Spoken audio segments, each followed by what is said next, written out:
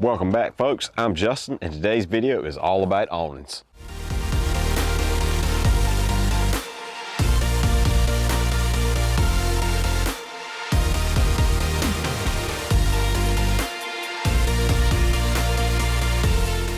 Now, these ain't no old run-of-the-mill awnings like you're used to seeing on your grandma and grandpappy's house. These are modern, sleek design, solid aluminum frames with acrylic tops, and they even have gutters. You can get the acrylic in clear, brine, or blue if you want to block more UV rays, but we went with clear because we're just trying to block some rain, keep the rain off the doors and windows, especially anytime we're here trying to unlock the door, just keeps us from getting soaking wet while we're trying to get in. You know how it is. I believe that the frames can be purchased in black or gray, but don't take my word for it. There's a link in the description. Check them out for yourself. In this video, we will unbox and assemble these awnings, make some custom brackets that were necessary because this is a pole barn, and of course, install these awnings. Well, I've chit-chatted enough, so let's take it back a few days and get started on this project. So when you get your awning, it's gonna come in a box about this size. I have two separate kits. I have an 80-inch awning and I have a 60-inch awning. This here is the 80-inch. Inside the kit, you're going to find your main mounting hardware. Now, these are solid aluminum. They're very rugged, very strong feeling. Then we have a couple of gutters. These are also made from aluminum. And these I'm going to refer to as the back trim. This is aluminum as well. Then we have a couple of sheets of acrylic or the roof. We have this rubber seal that's going to go around the edges of this acrylic. And then we have our mounting hardware, which for my particular installation, I will not be using that. We're going to set all this to the side. And we're gonna grab one of our pieces of acrylic first. Now what you want to do, it's gonna have two layers of protective film on it, one on the top, one on the bottom. We want to peel this back just far enough that we can get this rubber sealing on, but we want to leave as much on as possible. That way we're not scratching our acrylic up while we're sliding around the table and bumping into the brackets and whatever else. Keep it looking as pretty as possible during the installation process. Then this rubber sealant, we'll just slide right over top of your acrylic, just working on the whole way down. And we're gonna want to do this to all four sides. After you get all the rubber installed, grab you some scissors and then trim everything to the exact length. Now grab your gutter. You'll see it has this groove in it. That groove is gonna slide right over top of that rubber we just put on here. Then grab the other piece of aluminum trim, and on the opposite end from the gutter, we're gonna slip that right over. And you do want to be sure that this trim is oriented just like this. I like to take my bracket and lay it here flat. Then you can pick the whole piece of acrylic up with the two pieces of trim on it. Try to slip the gutter in first, and then work your way down. And it'll slip right in that track on the bracket. And if you can reach up there, it's gonna be easiest to just put this bracket on right now with everything still up top, with everything still vertical.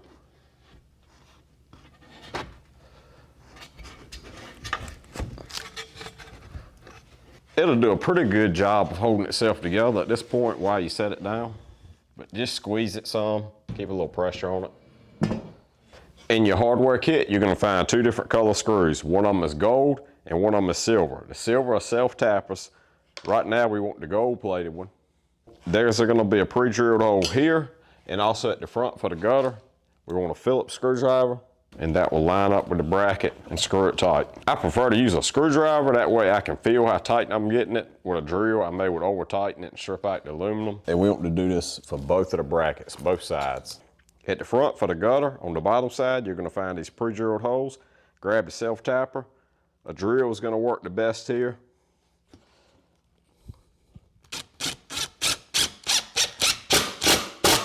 Be careful not to over tighten that screw. I find I couldn't drive it all the way to the end, that it would actually strip my aluminum. So just stop just shy. It's still holding. It's still going to be structurally strong. At this point, there should be one self-tapping screw on both sides of the awning. Now I have the second piece of acrylic assembled. This is assembled the exact same way, except we only put one bracket on here. And now I'm going to put the two together. It just goes together so much easier if you can set it on the floor and put it together vertically.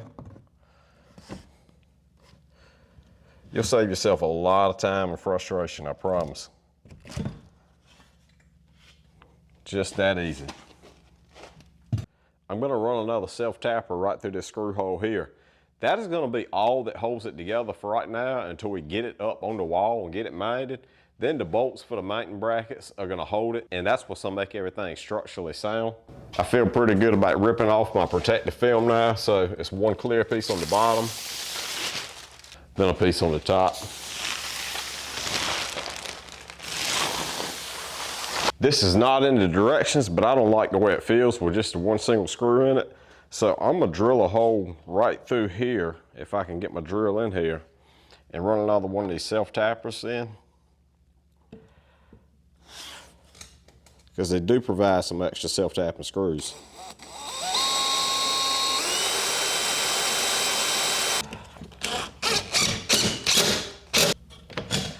That definitely makes it feel a lot stronger than the first one that I assembled.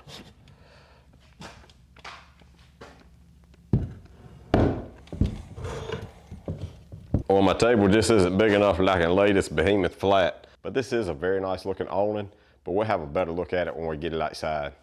So we're up on my shop deck at the install location. Now this is a pole barn, and pole barns are not built like typical houses. They may not have a large header up here at the top, and so if you were not planning for awning at the time of construction, you may be in the same boat that I am. Pole barns have horizontal boards or girts that run behind the metal, and that is what the metal fastens to. Typically these are spaced 16 to 24 inches on center, and there's not going to be anything structural between those two boards. So I'm gonna have to custom make a bracket that connects from board to board, while also has bolts that these awnings can connect to, thus creating a very strong and secure bond between the shop and the awnings. That way the awnings can withstand strong winds and even snow loads. So to make the brackets, I picked up a piece of 1" by 1" tubing. That's gonna be strong enough to support the awning, but at the same time, the 1" size is gonna be able to push the awning out past those ribs on my shop. I determined the bracket length by measuring from screw to screw or girt to girt, and then I add a few inches to that. So I'm gonna lay mine out. I actually decided to cut all 5 of them 27 inches, and then I'll cut them out with my chop saw. I'm gonna add a 45-degree cut to the end of each one just for decorative purposes. So I'm gonna put it up here and mark out where I want my screws to be to hold it to the actual wall of the shop. My door is a little bit higher than my window, so that's what I'm gonna reference everything by. I have an extra bracket, so I'm gonna stick it up here and figure out exactly where I want everything to be. I don't see anything in the world wrong with that. Go ahead and mark out both holes. And now this will not only be a bracket, but it'll also be a template for the other brackets. Now I can set my pieces up here, get everything flush on one end. Then I can just transfer every mark right across to all 5 pieces. I then pre-drill my holes with a pallet bit and finish off with a larger bit. The large holes that are gonna actually hold the awning are gonna be 7/16 because that's the size of the bolt that I purchased. The other holes are just gonna be 1/4 of an inch to accommodate my structural screws. The bolts that I'm using are 7/16 in diameter. They're 2.5 inches long.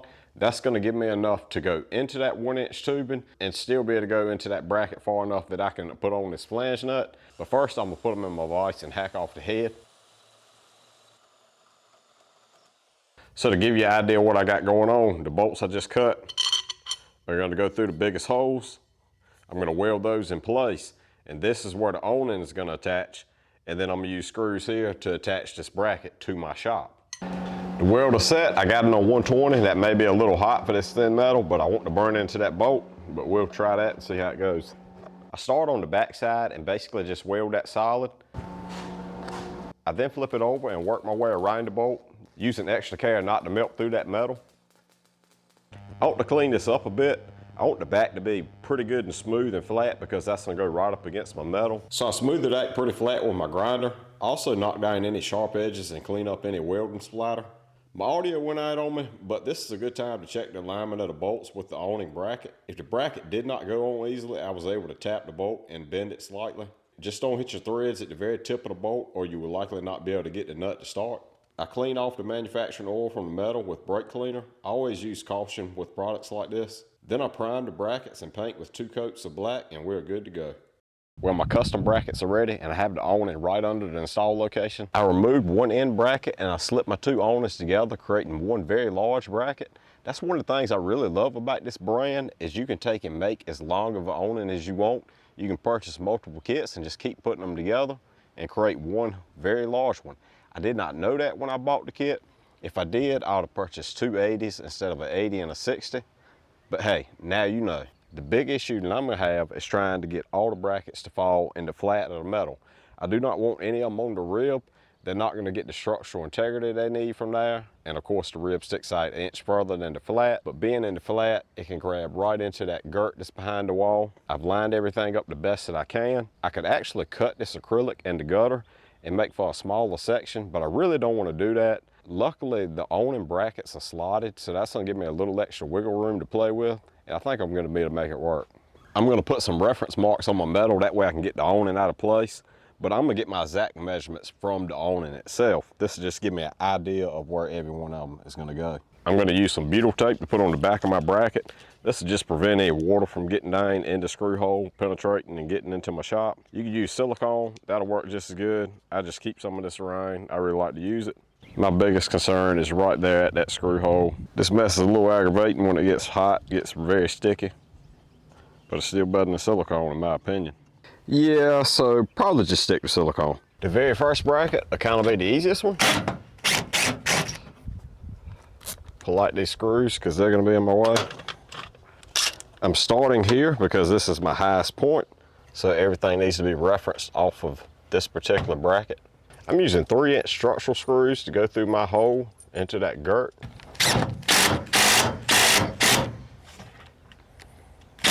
This metal should be level, but I'm still gonna check it just to be sure. Everything else is gonna get a little more complicated because I'm gonna have to take my 6-foot level and lay across from bolt to bolt to be sure I'm keeping these brackets level, but also keeping them the distance they need to be apart so that they line up with the mounting brackets on the awning.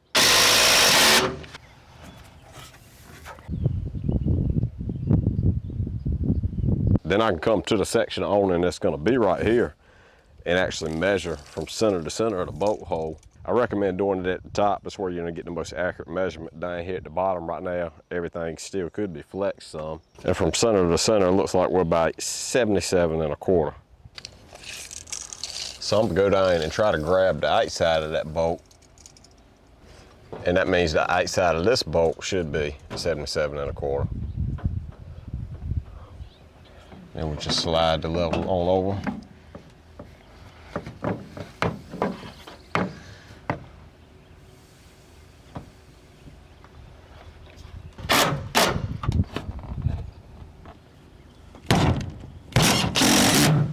And it's just rinse and repeat from there until you get the last two on. Just be sure to check your measurement every time and keep pulling the level across.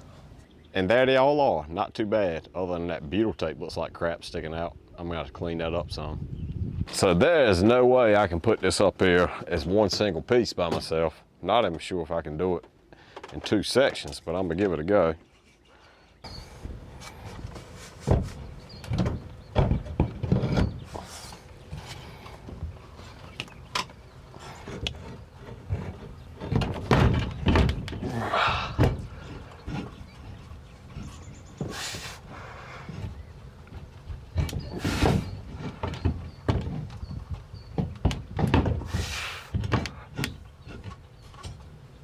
Not too bad.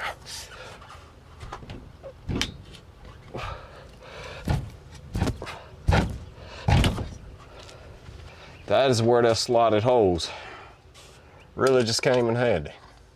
I'm using these flange nuts to hold it in place. I really like these. They act as a washer and a lock washer all at the same time. It is a little breezy today, so I'm gonna go ahead and snug up these far 2 brackets. I'm gonna leave that one loose so I can get the other piece on.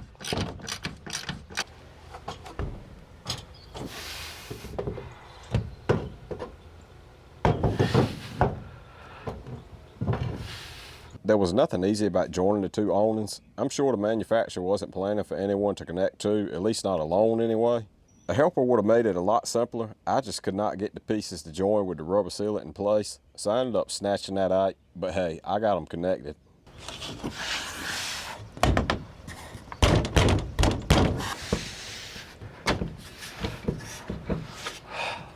If you need to tap the aluminum brackets, be sure to use a block or a rubber mallet. A regular hammer contacting the aluminum will likely crack it. These slotted holes also are very handy for if you need to twist the bracket to get it perfectly straight up and down. It gives you a little play. Very well thought out by the manufacturer there. And right where these two met, we want to be sure we put this self-tapping screw back in the front up here at the gutter. And there she is, looking all pretty. Piece of cake. Right? Well, it really wasn't that bad of an install. A second set of hands would have been great, but you learn to work with what you have available. If you're installing this on a traditional house, you're not going to need to make these custom brackets like I did. The manufacturer provides lag bolts, which are going to be used in most installs, but they also provide anchor bolts that are going to be used if you have a brick house or a concrete block house. The quality is untouchable, especially for the price point, and they offer a wide variety of sizes. They offer different widths, meaning how far it sticks out away from your house, of course different lengths, and obviously you can put two together as I showed you in this video. I just can't say enough good things about the awning. We really had been wanting to put something here, but I kept picturing them old white ones, you know, with the wavy ribbons like we all used to see growing up, and I just couldn't. I just couldn't do it. So when I came across this, I had to give it a try, and I'm very glad I did. Don't forget that link in the description if you're interested in these awnings, and I appreciate you watching, and I'll see you in the next one.